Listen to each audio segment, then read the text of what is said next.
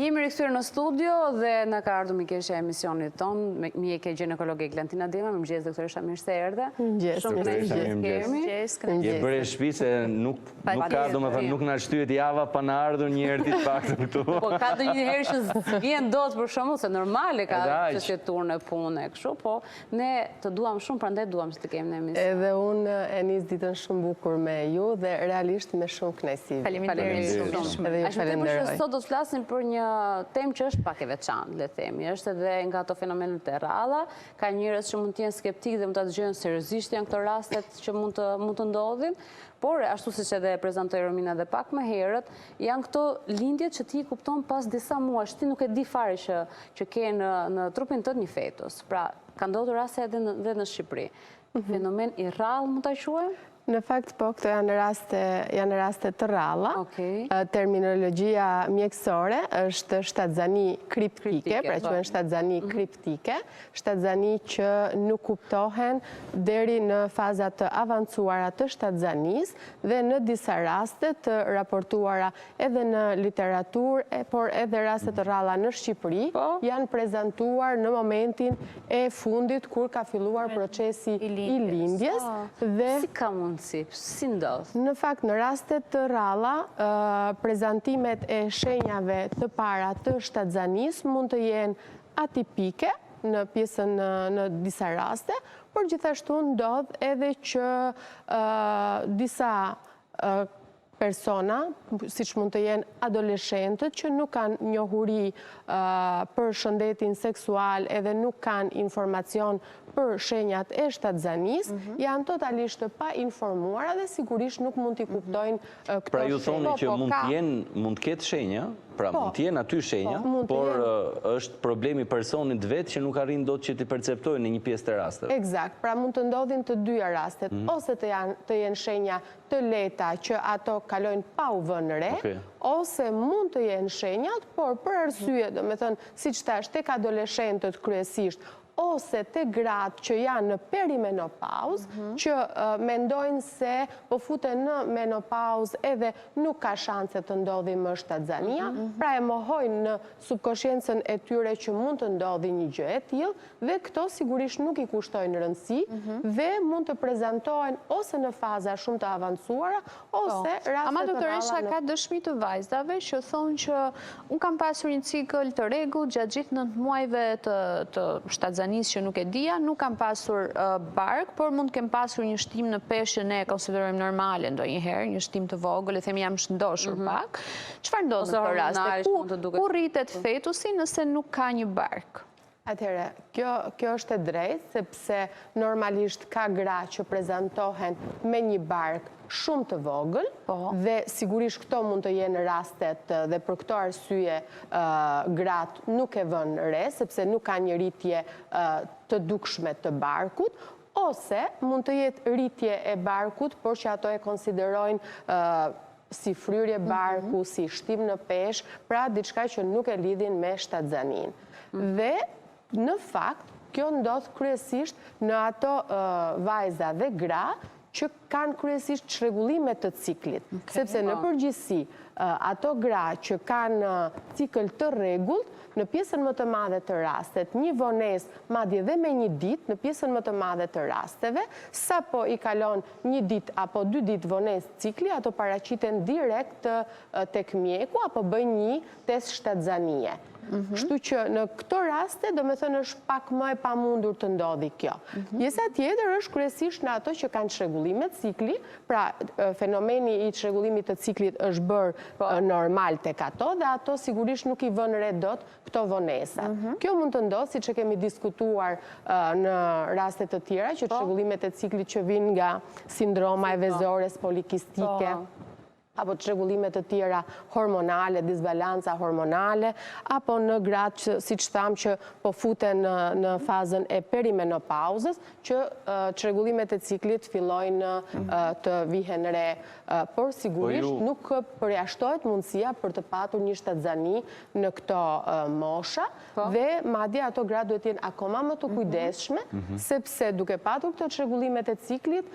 mund të ndodhi më kollaj që ato ta humbin këtë si shenjë të një shtatzani. Po ju vetë keni hasur rastet këtyre shtatzanive, pra keni pasur një pacientit tuaj në base që mund të ketë marrë vesh në fund të shtatzanis, si ka qenë shtatzan? Në fakt, ato raste që kanë marrë vesh në fund të shtatzanis, i kemi raste të dëgjuara, sepse duke qenë që këto nuk kanë menduar në asnjë moment që mund të jenë shtatzan, janë paraqitur për një dhimbje barku të fortë në urgjencat e përgjithshme, jo në urgjencat e materniteteve. Dhe ato raste që ne kemi dëgjuar dhe janë të dokumentuara, janë paraqitur në këto lloj urgjencash. Po, që kishte dhimbje të madhe stomaku dhe në fakt tek tualeti i urgjencës ka shkuar dhe në tualet ka lindur dhe aty ka parë që kishte qenë shtatzan dhe gjithë stafi mjekësor ka asistuar për ujrat dhe për çdo gjë për foshin. Dhe të gjithë menduan që vajza e kishte mbajtur të fshetë. Këtë rast e kam edhe unë të dëgjuar, sepse në fakt u bë një diskutim i gjerë në të gjithë ambientet, jo vetëm mjekësore, por nga do, sepse ishte, domethënë, në dinin time ka qenë vajzë në moshë të re, studente, dhe kjo është situata ku ato nuk kanë informacion për shenjat e shtatzanis, janë të pa informuara dhe në fakt më ka ndodhur në këto javët e fundit, më ka ndodhur shpesh që të paraqiten vajza minorene dhe që normalisht, sigurisht të shoqëruar gjithmonë me nënat, sepse për ndryshe nuk duhet realizohet konsulta, dhe sigurisht që e kanë filluar aktivitetin seksual, por ta mendoni që edukimin seksual e kanë në nivelin më të ullët të mundshëm dhe është e kuptueshme që këto gjëra ndodhin edhe pa e kuptuar në një pjesë të rrallë, do them të rasteve. Gjithsesi, për shembull ndodh që mjekët japin gjithmonë sugjerime që vajzat që konstatojnë një shtatzani duhet të kenë kujdes me stilin e jetesës, duhet të pinë duhan, duhet të pinë alkool, duhet të kenë kujdes me disa produkte ose me ushqime. Në rastin konkret, a është rrezik për shëndetin e tyre dhe të foshnjës, sepse ato nuk e dinë dhe mund të vazhdojnë jetën normalisht? Bëra ti preke një pjesë shumë të rëndësishme dhe një pikë shumë të fortë, sepse ne këtu kemi diskutuar vazhdimisht me ju mënyrën e rregull se si duhet të ndjekim një shtatzani sipas të gjitha protokolleve për të patur një shtatzani të shëndetshme dhe një mirëqenie edhe të gruas shtatzan dhe normalisht është e kuptueshme që në këto raste të rralla ku nuk kuptohet shtatzania, atëherë këto gra dhe vajza e humbasin totalisht shërbimin shëndetësor të lidhur me kujdesin për shtatzanin dhe kuptohet që ato nuk kanë bërë asnjë lloj kujdesi duke filluar që me ekzaminimet e tremujorit të parë që janë shumë të rëndësishme, ekografit po prapë të tremujorit të parë që janë shumë të rëndësishme, po zbuluar dhe gjendjen e fetusit, gjendjen e fetusit, edhe suplementet, sepse ne sigurisht nëpërmjet ekzaminimeve ne përcaktojmë shumë problematika dhe një pjesë e mirë e grave kanë edhe mungesat të hekurit dhe të vitaminave të tjera. Kështu që këto gra humbasin këto lloj kujdesi. Pastaj të dëmshëm dhe të rrezikshëm në një farë mënyrë? Absolutisht të dëmshëm dhe në tremujorin e dytë dhe të tretë pastaj bëhet edhe i rrezikshëm, sepse duke qenë se ne këto gra nuk paraqiten për të bërë asnjë lloj kontrolli, qoftë ato që kemi diskutuar dhe për preeklamsin dhe për problematika të tjera, mund të shfaqen në një gjendje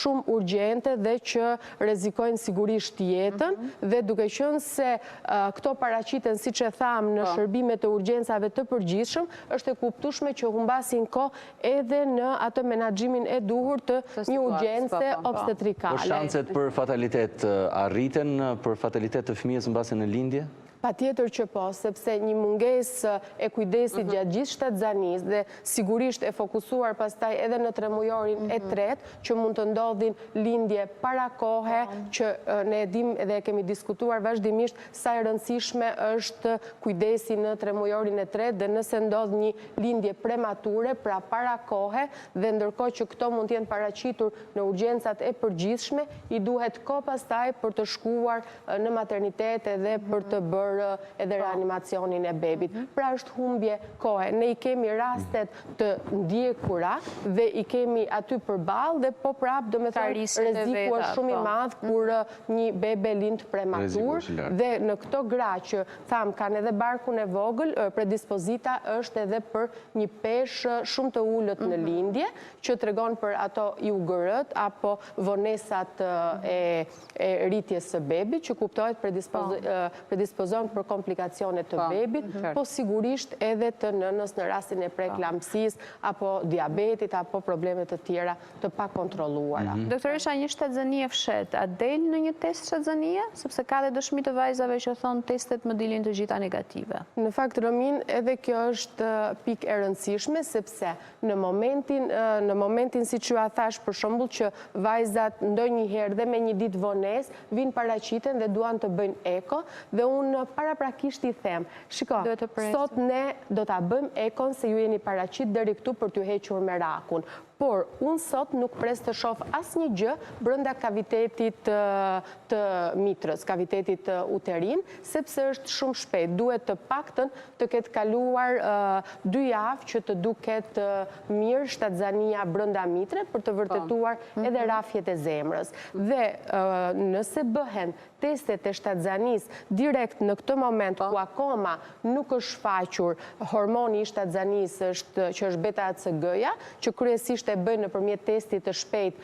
të urinës, por më i sakti është beta-HCG-ja që merret nëpërmjet analizës së gjakut, dhe në këtë raste këshillohet që nëse ka një dyshim, edhe pse në një moment ka dalë negativ, këshillohet që të bëhet po prap mbas një jave apo 2 javësh, derisa të vërtetohet plotësisht dhe pastaj të shoqërohet patjetër dhe me ekzaminime ekografike për të vërtetuar. A ka simptoma që sa do të fsheta mund të jenë të pakuptueshme? A ka simptoma që na japin ne indikacione për një shtatzani të fshehtë? Atëherë, ne ato shenja që kemi diskutuar që gratë një pjesa më e madhe i kupton, janë, siç kemi thënë, të vjellat, por të vjellat mund të jenë nga ato më të lehtat fare deri në ato më të rënda. Ka vajza që s'kan fare. Dhe ka vajza që nuk kanë fare. Pastaj ndryshimi në pjesën e rritjes së barkut, një pjesë mund ta kuptojnë si rritje në peshë, dhe kjo është një gjë e shpesh që ndodh dhe mund të ngatrohet kollaj në fazat e para. Dhe pastaj kryesisht do me thënë mund të ketë shenjat të tjera që kuptohen. Por thash kryesisht tek ato që kanë çrregullime cikli mund të humbas. Po tek vajzat që janë mbi peshë? Tek vajzat që janë mbi peshë është akoma më kollaj për t'u ngataruar, sepse kuptohet që fryrja e barkut fshihet pas asaj që mund të quhet si shtim në peshë, por kryesisht mund të ndodhi edhe në ato gra që kalojnë probleme psikologjike të depresionit dhe çrregullime të tjera. Në këto gra është më e mundshme për të mos u kuptuar shtatzania, sepse në varësi të problemit të shëndetit mendor, mund të ketë një mohim total të qenies shtatzan. Dhe unë di një rast përpara se të filloja specializimin për obstetrik ginekologji, është një rast në fakt që Romina më bëri të gërmoj në memorien time, sepse nuk e kisha lidhur, ka ndodhur do me thënë shumë vite më përpara, por kur bash diskutuam këtë temë, fillova të gërmoj në kujtesë dhe e mbaj mend shumë mirë që ajo zonja ishte në moshën 44 vjeç, dhe kishte 2 vajza të rritura dhe në atë moment po kalonte probleme të shëndetit mendor dhe normalisht nga familjarët, motra dhe vëllezër të saj filluan të shqetësoheshin shumë kur barku filloi të rritër, po ajo kishte edhe obezitet ndërkohë, dhe ato e kanë dërguar motrën e tyre në mjek gastroepatolog, mjek të tjerë që nuk ja merrte mendja, pra. Nuk ja merrte mendja në mënyrë absolute, sepse ndërkohë që po përpiqeshin për ta ndihmuar për shëndetin mendor, po kujdeseshin në këtë drejtim, pa një shtim në peshë, do me thënë në të gjithë në të gjithë trupin dhe që futej tek pjesa e obezitetit, sepse paraprakisht kishte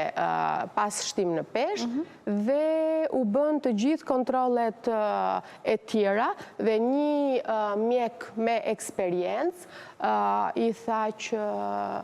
shikojni një herë në pjesën e shtatzanis, por me shumë të drejt, ato e mohuan kategorikisht motra dhe vllai, sepse ndërkohë që ato ishin shumë të shqetësuar për shëndetin mendor, nuk i shkonte mendja në mënyrë absolute, domethënë që të kishte ndodhur kjo gjë, plus që fëmijët i kishte të rritur dhe të kesh një motër në atë gjendje ti përpiqesh në maksimum për të kujdesur, për ta stabilizuar nga ana e shëndetit mendor dhe pastaj, mbase nga edhe obeziteti, po mbase edhe mungesa e kontrollit të gjithë këtyre muajve të parë të shtatzanis, ajo është paraqitur në spital me preeklamsi, me tension të lartë dhe ka rrezikuar jetën dhe pastaj e kanë çuar në qendër universitare tek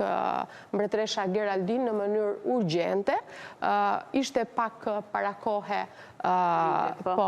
dhe pastaj ka qëndruar edhe gruaja disa ditë në reanimacion, edhe bebi, po prapë i është dashur disa kohë për ta marrë veten dhe sigurisht mbase nga preeklamsia, tensioni i lartë, fëmia pati një problem shëndetësor, por që i pajtueshëm me jetën, fatmirësisht sot edhe nëna është mirë, duke u trajtuar me ato problemet e shëndetit mendor, sepse ka kaluar mbi 15 vite, edhe fëmia është i rritur, po me ato problemet e vogla që i kanë ngelur nga... Dhe ta mendosh për shumë që flasin për raste që mund të shkojnë tek mjeku që janë në qytet, por në zonat rurale që shumë e vështirë të aksesosh ti një mjek dhe për pas të pranosh nga familjarët që është një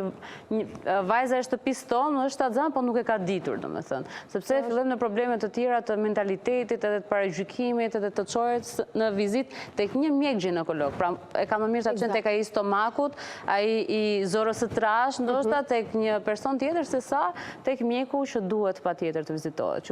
Kjo është edhe problemi dhe halli më i madh i juaj kur ju vijnë raste të tilla që janë. Fatmirësisht to janë raste të rralla, por janë raste që ndodhin sepse në logjikën time qoftë edhe një rast po të jetë, është rast që ka nevojë për ndihmë dhe për atë rast dhe sikur i vetëm të jetë rasti, meriton të diskutohet edhe në aq mundësi sa kemi ne të japim informacion, sepse unë e them vazhdimisht që unë jam për ato njerëz që kanë nevojë për mendimin tim, këshillat e mia dhe ndihmën time, ato njerëzit e tjerë që janë mjaftueshëm të informuar është në rregull, pra ne jemi këtu për të thënë në mënyrë të thjeshtë disa këshilla edhe për ato raste të rralla, sepse jeta është shumë e shtrenjtë edhe e atyre njerëzve që mund të jenë rast që futen tek rastet e rralla, gjithmonë brenda mundësive. Dhe ka shumë kontribut për të dhënë informacione gjithmonë që jenë në emisionin tonë. Ka njerëz aty jashtë që i ka marrë informacion sepse janë dashur shumë për të vazhduar pjesën tjetër të jetës. Faleminderit shumë doktoresha. Faleminderit. Shumë kënaqësi dhe për mua. Super, ikim në reklama, kthehemi pas pak.